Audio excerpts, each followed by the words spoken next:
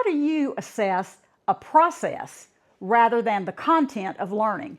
I'm Dr. Barbara Blackburn, a former teacher, a former professor, and now a consultant and author of about 40 books, including 2 brand new ones on productive struggle. And I'd like to use productive struggle to share with you how to assess the process of productive struggle. Not the content that the students learned, but the process of learning.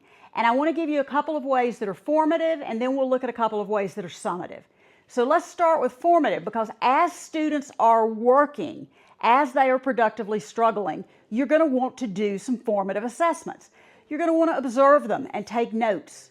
You may want to use a checklist. Those are very effective. One of the ones that I like is to think about mischievous misconceptions. What is a mischievous misconception that a student has come up with? This is something that they think is right, but it really isn't, and I want to watch that, see what they do with it, and if necessary, then step in. I may want to have students pause and think. Pause like little tiger paws.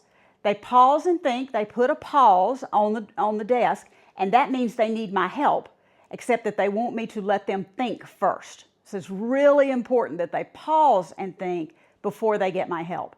And then uncertain understandings. These are things where they think they are learning what they're supposed to learn, but they're not real certain. So you want them to identify when they have those uncertain understandings.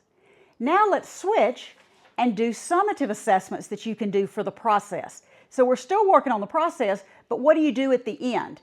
I love having students sketch how they're doing. They can sketch a roadmap. Where did they hit a bump? Where did they speed through? Where did they have to get off for a rest stop? All of those kinds of things. Have them sketch how they're doing.